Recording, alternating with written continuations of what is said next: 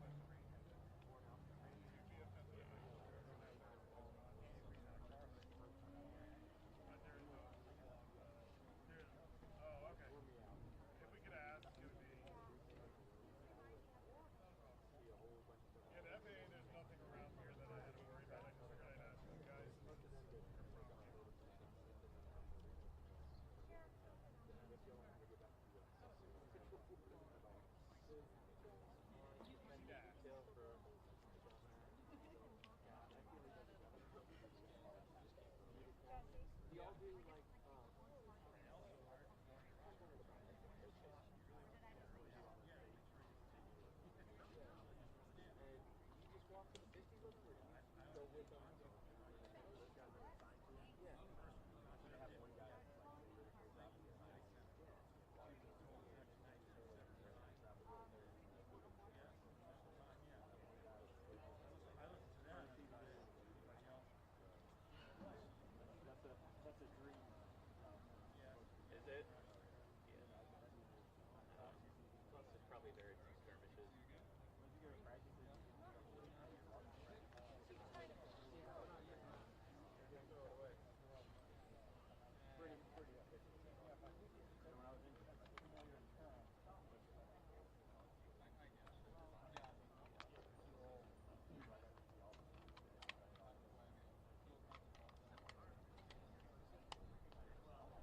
love that. That was just great. Cool. Very fun. And then what is this thing that does not have? So we do forums and stuff? We don't do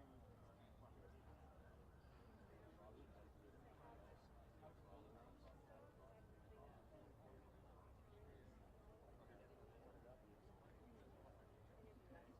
a big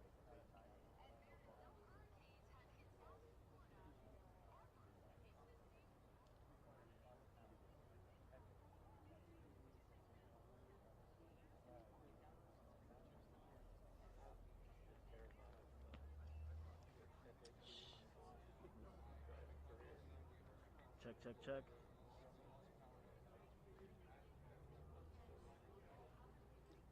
little bit. Do you remember those Fox Body Mustangs? That was a terrifying sight.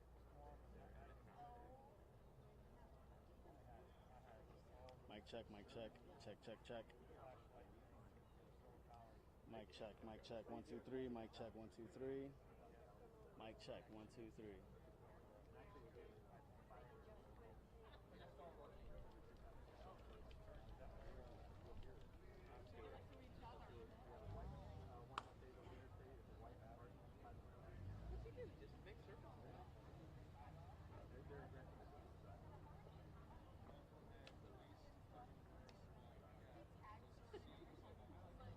I call it in sometimes because once my daughter started driving, I'm like a little ball. I haven't sped.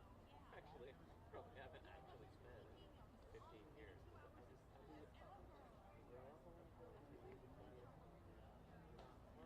But then you get older and you're like aggressive, like find your nail in the hole where you're there. I don't want my insurance to go up. You know, so I've called in some. I was driving down. This was in Georgia. I was driving down to Georgia, and this dude almost went right into me. And called it Georgia Patrol Service. And I was like,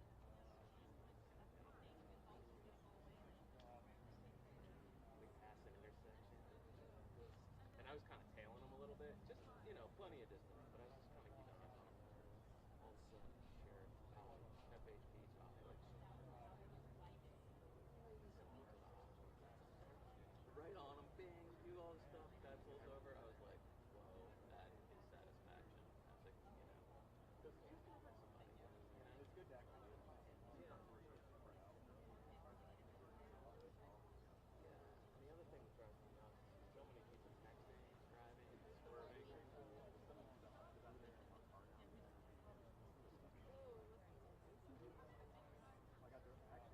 for about a month.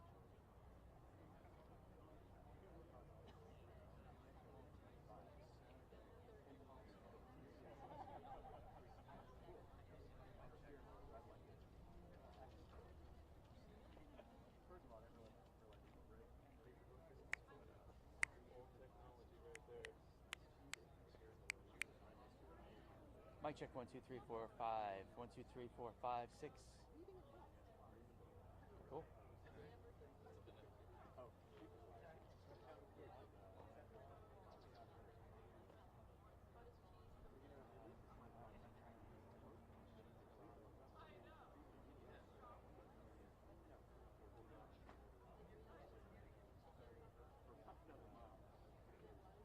Yeah, I always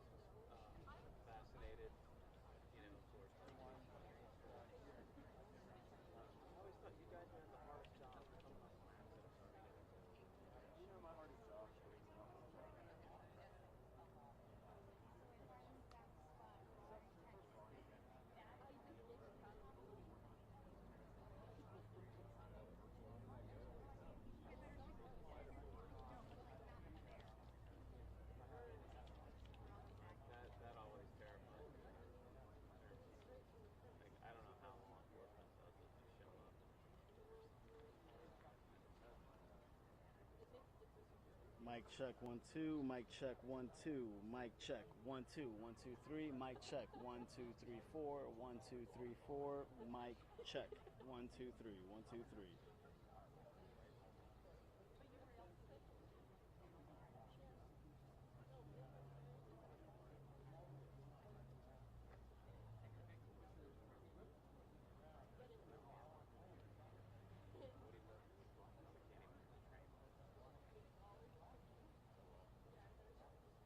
Where in Broward are you? I'm right in, I live right in Atlanta.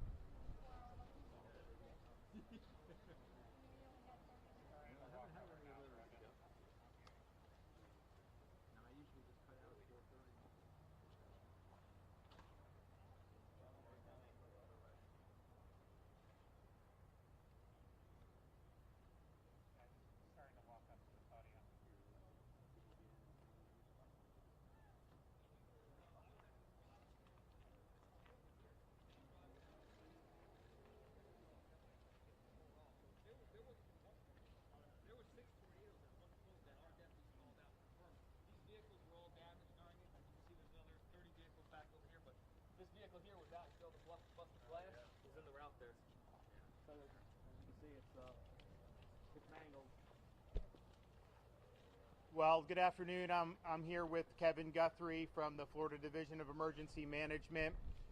We obviously we were tracking this storm for a while now, and as it even before it got on shore, was spinning off some of these major tornadoes. I think there was probably more tornado watches on this storm than anyone I can remember. You see a little bit of the damage here. Then, of course, down the road in the country club, what are you up to? You have 5 confirmed fatalities? We have 5 fatalities. So, this is really just, and it's a tragic thing because it's not like, oh, they should have evacuated. What do you do when you have a tornado? You kind of duck and cover. Happens so quickly. Those things are really, really strong and powerful.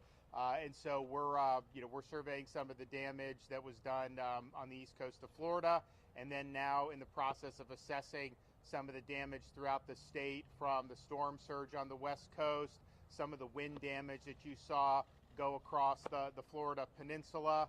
As of this morning, we've had, I know the state has been involved in definitely dozens of rescues. I know our local partners are doing. We've been supportive of really everywhere around the state, including here, and we'll continue to do that, but my sense is that will stabilize, and we're probably going to be on a pretty good footing there pretty soon if we're not already. As people know, we've had massive power outages, which was expected. I'd say this is probably similar to Hurricanes Irma and Ian in terms of the number of outages. I think we're up to, currently now it's about 3.4 million that are out. I think they've restored about 700,000 since the storm started. So just do the math, you're over 4 million have lost power since the start of this storm. Fortunately, Florida, we pre-staged 50,000 linemen throughout the state of Florida, and so those folks are going to work. And it's not as easy to do when you've just had Hurricane Helene. A lot of these linemen, there's still hundreds of thousands of people without power in North Carolina, Georgia, some of those states. Helene in Florida, we did 2.4 million restorations in record time. That's not the norm. And so finding the linemen, given what they're doing now, we brought them in from as far away as California. But those folks are there. There's assessments being done about what needs to be done. When you have down power lines, that's actually easy for them to do. They just put the pole back up, reconnect it. If their entire system needs a rebuild, that will take a little longer. We don't know that that's the case in many of these spots. I remember in Hurricane Ian, which was stronger than this one, hit Fort Myers Beach, and FPL substation on Fort Myers Beach right there at Ground Zero was fine. They could have had people hooked up to power days later. Just the people's homes couldn't accept it because of the storm surge. So all that is going on, and we're happy to have pre-staged those resources because I think it's really important that we'll be able to do. We're also assessing the need for things like points of distribution. We typically will set up these pods with water, food, tarps, things of that nature. I think we will be doing some pods. A lot of this is based on what the counties ask us for, but I also think you're probably going to see a lot of the stores and gas stations reopen very quickly. At least that's our hope. We're also looking at the damage that was done to the ports in Florida. East Coast, I don't think there was very much, if any. Port of Tampa seems like it's okay. Manatee, that remains to be seen. But bottom line is we got to keep bringing fuel into this state. I know there's a lot on the dockside still that can be brought out. We've got 1.5 million gallons of diesel on hand that we can use for the state and to help replenish. And I think we've got about 1.1 million gallons of regular gasoline just in our arsenal. And then we've also deputized the Florida Highway Patrol to escort the fuel tankers with sirens to be able to get to all the gas stations to get filled. I think you're probably going to be okay on the east coast of Florida. Some of the places in the Tampa Bay area, when there was evacuation, everyone was going to get gas, and some people were filling up additional tanks in addition to what was in their car with the gallon containers or whatever they have, which is fine, but just the demand went through the roof. And so these guys ran out. We had enough fuel in the state. It's just they didn't have the delivery schedule to be able to replenish it immediately, so you had some that went out. So we've been doing this. I think we've done probably about 130 escorts with Florida Highway Patrol bringing this in. We'll continue to do that. So my hope is that there's minimal interruption with fuel on the backside of this storm. We've had a lot of people have been working very hard. I think, as most of you know, we've been doing this now for 2.5 weeks from the time we declared the state of emergency before Hurricane Helene, and then in the aftermath of Helene, and then we work on Helene for a week in terms of the response and the recovery, and then we got to do another state of emergency for Hurricane Milton. And it's just the way you go. So people have been working 24/7, particularly on the west coast of Florida. We got a lot of first responders that have been working really hard. Kevin and his team, all of our state agencies get mobilized when we have these types of events, and they've been working nonstop. So my hat's off to everybody that's worked hard. Unfortunately, we have the fatalities from this tornado here. We don't have confirmed reports of other fatalities throughout the rest of the state, but we may as the day goes on. My sense is that a lot of the people did leave who were in the evacuation zones. I know we had over 80,000 people staying in shelters. You had massive heavy traffic on the interstates over the last several days leading up to the storm, because I think people were deciding, to just get out of Dodge. We also can say that the storm did not produce the worst case scenario in terms of storm surge. If you remember, about 24 hours ago, maybe 36 hours ago, the fear was a Category 4, strong 4, going into Tampa Bay, producing about 15 feet of storm surge. That's an area with Pinellas County Peninsula and then the surrounding areas in Hillsborough County that is very low lying, very susceptible to storm surge. That did not end up happening. The storm did weaken before it hit land, and then it did bear further to the east and south of Tampa Bay. So I think a lot of what they had was the wind sucked water out of Tampa Bay. You did have storm surge in Sarasota, Venice, Charlotte Harbor, and all the way down the west coast of Florida, and some significant storm surge, but not to the worst case scenario of what we were looking at. I mean, for example, Helene, we had storm surge in Taylor County up in North Florida that was probably about 20 feet in places like Deacle Beach and Horseshoe Beach. And that is the real deal. I mean, we have examples in American history where you've actually had a lot more than that, 24, 25 feet, Mississippi, Texas, Camille, some of those. But to have 18 to 20, that's a big deal. So doesn't mean there's not going to be a lot of damage. Doesn't mean there's not going to be a lot we're going to have to contend with. But just in terms of what we were prepped for, I think that we probably have an abundance of resources. My sense is we'll probably be able to release a lot of the search and rescue resources that we've had on hand very soon, and then just get back to getting everybody back online with power, making sure the gasoline's flowing and everything. So all in all, everyone's done a good job up to this point. We got a lot more work to do, and I'll let Kevin come in and say a few things. Thank you, Governor. I think in this situation here, where we're at, the strength of what happened here is organically our state mutual aid system. The very first group that was on hand here was a Palm Beach County Fire Rescue Search and Rescue Team. That's not even officially a part of our state 8-team search and rescue team system.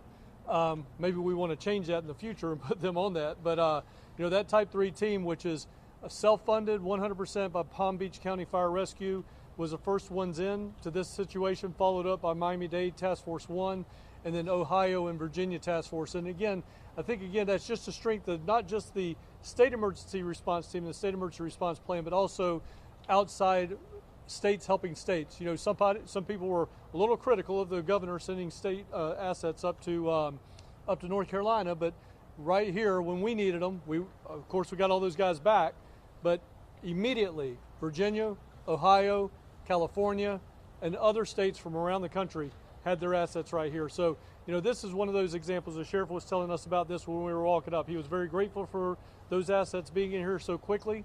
But that's the strength of the State Emergency Response Team, the State Emergency Response Plan, and then the greater Emergency Management Assistance Compact that we pull from. So we're not going anywhere. We're going to be here. This is the first day of many, many to come, probably over the next couple of years. Again, it's going to take us a long time to get all the recovery done, but we're not going to let bureaucracy get in the way. We're going to get this done as quickly as we possibly can. So thank you, Governor, for your leadership. Do you want to maybe just give an update on what we think we're going to get from FEMA for debris removal? Sure. Yeah. So we're going to start getting back in the debris removal business. And, we're going to supplement where we need to supplement. But we had a really good conversation with Administrator Criswell, who is here in Florida and is actually on her way somewhere in this general direction. But she is working with us on how we could ensure that debris gets picked up quickly.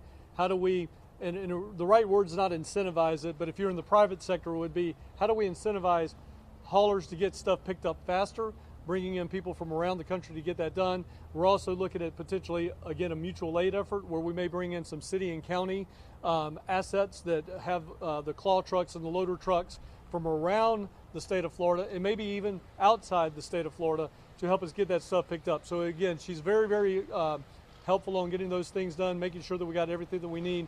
We will be submitting, hopefully by this afternoon, now that we got post-landfall and we got some data, we'll be submitting through the governor's signature a major disaster expedited request so that we could get those federal funds turned on and start looking for reimbursement. But again, we're not going to wait on the feds for reimbursement. We're going to do what we need to do the right thing, get people in Floridians back on their feet. Thank you, sir. Yeah, I mean, so this whole debris, it's just. I mean, you had like in Pinellas, they didn't want to do the debris as fast because they weren't sure about the paperwork and about FEMA reimburse. And it's like, you got to get the debris off. And these storms, because of the way it's done, really incentivizes it to go a lot longer with the debris. And sometimes the debris in these major storms is around for a year. And how ridiculous is that? So what Kevin's doing, and I think the administration wants to work with us, is to let's align these incentives so we can get the job better. You'd think the private sector would do it so much better than government. At least that's what I would think. And yet on this debris after Helene, when we saw how much was there and we knew another storm was coming, we got all our Department of Transportation assets from Florida. We were bringing trucks in from all over the state that are doing their normal duties, and we surged them over to the barrier islands off the Gulf Coast of Florida, and we did like 3,000 truckloads of debris, reduced the debris by 50% in 72 hours. So, and we did round the clock. We had 24/7 shifts going, but that's a sense of urgency. So I just think that, that may be an extreme, like doing 24/7, but I mean, you should be able to get the debris done earlier than that. So I'm hoping that they can do this in a way that's going to make sense so that the local governments can bring their contractors in and clean up the debris. We'll see what the debris was left on this storm. I don't think we have a real good sense about how much compared to the other. I mean, I think the storm surge overall was not as high as the others, but I also think it probably the winds hit more of the Florida peninsula on this. So I think in terms of tree damage, I think you're going to see a lot of that. And then, of course, we had more tornadoes for Milton than we did for Helene. So we'll see how all that shakes out. But I really think, getting a better posture on how they do the debris reimbursements would make a lot of sense. And I think it would move this process along a lot further. And it's also just a morale thing. You get hit with a storm, seeing debris is just a constant reminder that you got hit. When things get picked up, things look nice, people feel a lot better about it. So we got to make sure they get that job done. Okay, do we have any questions?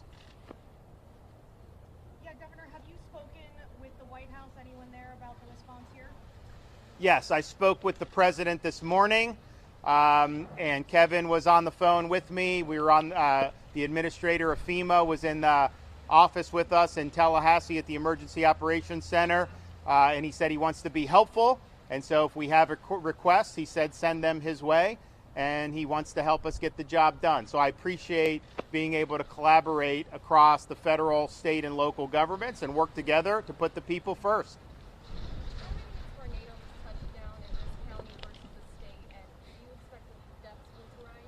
I don't know the answer to that. I mean, I think it's, so, you do have these tornadoes, the warnings, how many actually touch down is probably a different one. But I would say what I've seen so far is that St. Lucie had the most tornado damage of anyone I've seen. Is that what your reports? Yeah, and we know that we had over 120 tornado warnings statewide. It's probably going to be higher than that. All of those tornado confirmations come from your local weather forecasting office. So those individuals that come around and confirm all of those tornadoes. We have 4 meteorologists that said that we had probably in the neighborhood of 20 to 25 radar indicated tornadoes. All that means that they see a debris signature in the circulation. But again, the weather forecasting offices of the National Weather Service will actually verify those tornadoes. Excuse me? Sorry, was that in St. Lucie County alone, the 20 to 25? No. Statewide. Statewide. Yep. Hey, Sheriff Pearson, could you please clarify? I know we've got 4 deaths in the Spanish Lakes area. Where was the 5th death in St. Lucie County? In the same area. As our rescue team is still out there, this is a rescue mission. We're sifting through the debris. They just recently, right before this conference, located another victim, unfortunately. But again, we're going to continue through this. You know, we're so grateful that the governor sent down, this was during the storm, he sent down the National Guard. So while we're all hunkering down, trying to stay safe, these men and women are driving through the storm to get here, and they worked throughout the night, and their actions 100% saved lives, saved our lives. Governor, I know before the storm there was a great concern about the debris from Helene.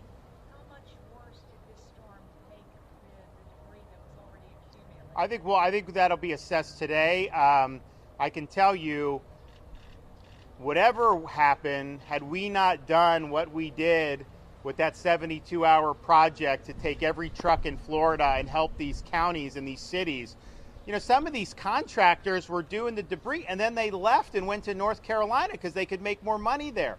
And then others were working like banker's hours. And I'm just thinking to myself, how the hell is that something that's acceptable? And so we came in and we said, not only are we going to send all these assets, it's going to be 24/7. So the first night we go there, and the county, I think it was Pinellas, they didn't have the landfill open 24/7. So our guys cut the locks, and we started doing. And you had all these, not just the state trucks, you had private citizens with their Ford F-250 pickup trucks that were loading debris, massive amounts in. So he said we got to keep it going. Then the next night, there were 2 entrances, and they closed one of the entrances, and there were 300 cars in line. So we somehow rigged that and opened that up. So this is just like, where's the sense of urgency? So it may be that this debris ended up not causing much more damage, but if it did cause more damage, I could tell you, had we not come in and did what we did, you would have had a lot more. And the thing is like. I mean, I tell Kevin, I'm like, look, we want to be helpful, and we will be helpful, but you know, the state's job is not to pick up the debris. Like, that's the local community's responsibility. And so this was an extraordinary circumstance where we came in and did it. And I think part of the reason, and I think there was enough debris there that I don't think you could have gotten it all in 2 weeks, realistically. But I mean, there clearly was not a sense of urgency after the first storm hit.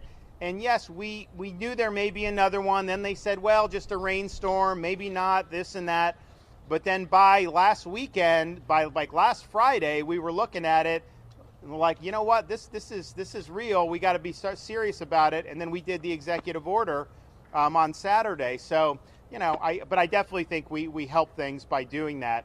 And as of now, I'm not sure about structural damage on any of the roads there. I'm going to go over to Siesta Key after this in Sarasota.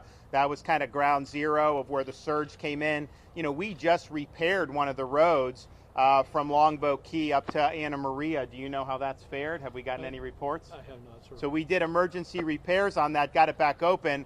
We'll see. We may have to do some more repairs on that. I think that there may have been some small bridges throughout the state that have some damage. The big bridges we have in the Tampa Bay area, Gandy, Howard Franklin, I know Sunshine Skyway is going to be open if it's not already. The other 2 are open. Courtney Campbell will be open as soon as they move the debris and finish the debris removal. So all being told, you're going to have all those major bridges back open if they're not already.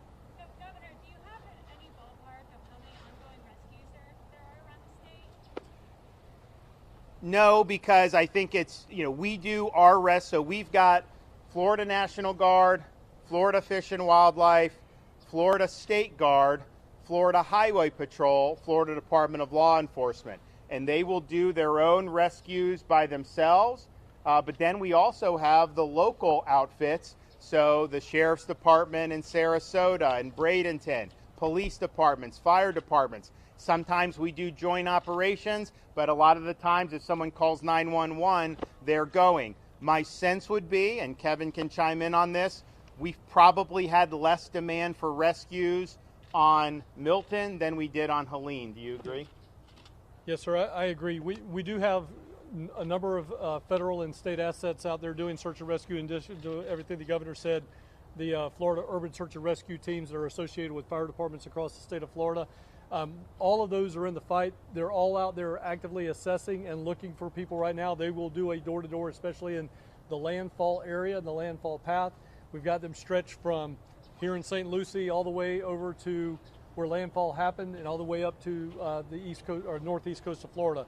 Once we finish all that, so I would literally, to your question, say there's hundreds of rescues ongoing. But to the governor's point, as we were driving in today, I see Sheriff Chronister doing active rescues in Hillsborough County. I see active rescues going on in Pinellas County, and so on. So they're going on organically at the local level, at the state level, and then the federal teams that are here supplementing our state ongoing response are also here.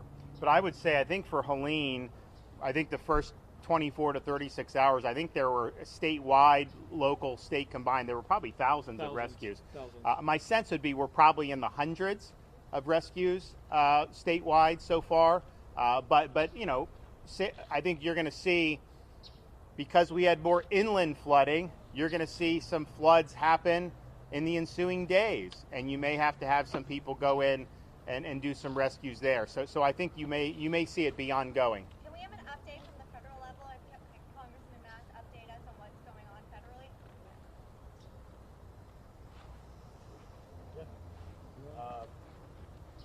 As Governor spoke about, FEMA Administrator Creswell is headed here on the ground. And the only thing I would add to it, Governor's done a fantastic job just being an air traffic control tower for all of this, making sure the old saying, an ounce of prevention is worth a pound of cure. From the governor's office to the sheriff's department across the state, state representatives, state senators, Florida Highway Patrol, National Guard, FDLE, Florida Power and Light, everybody made sure they could do every ounce of prevention, and they're working with FEMA. That's the update from the federal side. They're all working with FEMA. And just so I think the notice for this said that Administrator FEMA was going to be here. That was the intention, but I think her plane got diverted over to Sarasota. So I think she's going to be at our Sarasota briefing when we do that later today. Yes, sir. What damage have you assessed in western St. Lucie County over by unincorporated farmland? Yeah. So the unincorporated farmland is agricultural. We haven't had any really reports of structural damages because it's just that agricultural. Right now we're focusing on rescue missions, and that area is to that half square mile radius there in northern Fort Pierce that we're doing the active rescues in. Everybody else is accounted for, although there's damage throughout the county. The agricultural area, again, is just that agricultural area. So we'll get to that. We're just prioritizing things right now. It's still an active rescue mission. Sheriff, to clarify, were the 5 deaths here in St. Lucie all from the tornado?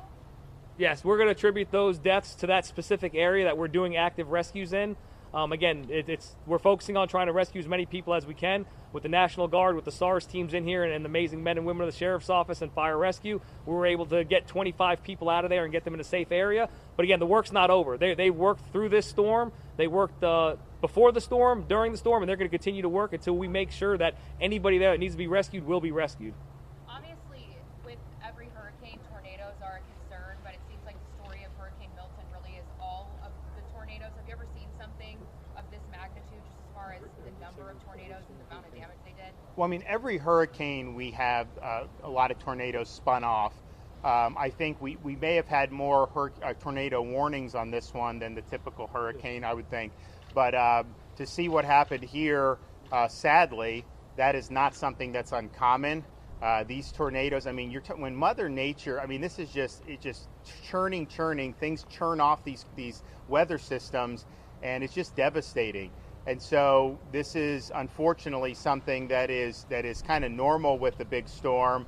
We probably had more warnings than we would with normal storms, but and especially the ones that come across the peninsula like this, you could get it. I mean, you've got east coast of Florida, Palm Beach, St. Lucie, a bunch of stuff happened over here, and you were probably hundreds of miles away from the eye of the storm at the time those tornadoes were spun off. But that is just that is to be expected to a certain extent. It's not due to global warming. Tornadoes? Yeah, the increase in tornadoes. I think you could go back and find tornadoes for all of human history for sure, and especially Florida. How does this storm rate in kind of the history of storms?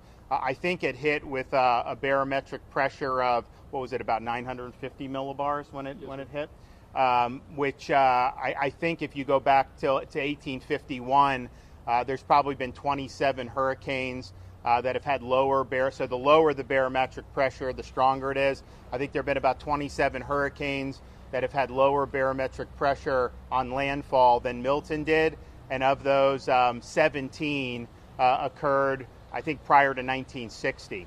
And the most powerful hurricane on record since the 1850s in the state of Florida occurred in the 1930s, the Labor Day hurricane. Barometric pressure on that was 892 millibars. It totally wiped out the Keys. We've never seen anything like it, and that remains head and shoulders above any powerful hurricane that we've ever had in the state of Florida. The most deadly hurricane we've ever had was in 1928, the Okeechobee hurricane, killed over 4,000 people. Fortunately, we aren't going to have anything close to that on this hurricane, but even ones like Ian, where you had, wasn't even close to that. So, I just think people should put this in perspective. They try to take different things that happen with tropical weather and act like it's something. There's nothing new under the sun. This is something that the state has dealt with for its entire history, and it's something that we'll continue to deal with. I think what's changed is we've got 23 million people. A storm that hits is likely to hit more people and property than it would have 100 years ago, and so the potential for that damage has grown. But what's also changed is our ability to do the prevention, to pre-stage the assets. I mean, we never did the pre-staging of power assets until I became governor. Now people expect that, but that wasn't what was done in the past. That's why people would be out with power for 3 weeks when we'd have hurricanes. We thought that that's not good. Now we have to pay to get these guys to come in, but my view is the quicker you get everyone hooked up, the better off the economy is going to be anyway. So why don't we just do that? Having the different search and rescue, having a state guard, all these different things are just bringing different tools to the fight, and it allows us to respond more effectively. So if we had the tools that we had in 1928 to fight an Ian or to fight some of these, you would have had higher death tolls. There's no question about that. Speaking of history, sir, how many storms formed as rapidly as they have between Helena and Milton? Oh, I mean, I think most people remember 2004, right? Where we had seemed like you had them every other week in 2004. Then there's also time period. We had from 2006 to 16, we had no hurricanes at all in Florida. There's also been times where we had a lot. The 1940s, we were getting hit a lot. Now more recently, we've had a spate of more. So that's just kind of the nature of it. But this really does. It has a lot of similarities to 2004 in terms of the season. Yeah, Governor, a lot of folks, particularly quite a few who trust you and look to you for information, are possibly engaging in some misinformation about some entity controlling the weather. Can you take this opportunity to denounce that misinformation and set the record straight for folks who believe someone is controlling the weather?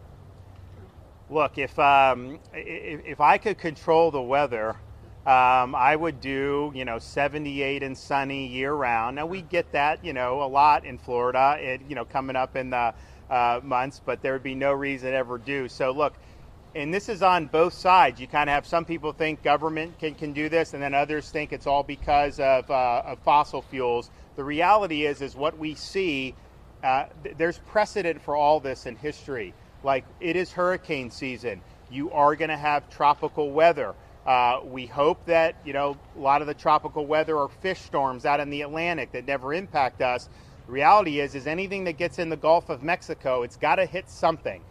Maybe it hits Mexico, maybe it hits Louisiana, but Florida's one, especially if it's when they bend east. We're the ones that are going to do. So like I said, there's nothing new under the sun. These are natural occurrences. We will deal with tropical weather for as long as we're Floridians. What about the role of carbon emissions in propagating said storms? Well, I've already addressed the historical record of the storms in Florida. Like I said, our biggest storm, our strongest storm by far, remains the Labor Day from the 1930s. All right, we're going to go to Sarasota after this. We're going to go inspect the damage there, see what the needs are. I appreciate what the sheriff and his team are doing to help the citizens here. We are very, very saddened to see a tornado inflict such serious damage, including loss of life. These are things that are very, very tough to withstand. You don't get a lot of warning on them, and they're very, very devastating. And tragically, to lose 5 really, really is tough for this community. So our hearts go out to everybody who's been affected by this, and we're happy to have been supportive of the rescue efforts, and we'll continue to be supportive going forward. Thanks. To the left, this way. Sheriff, hey, are there still people unaccounted for?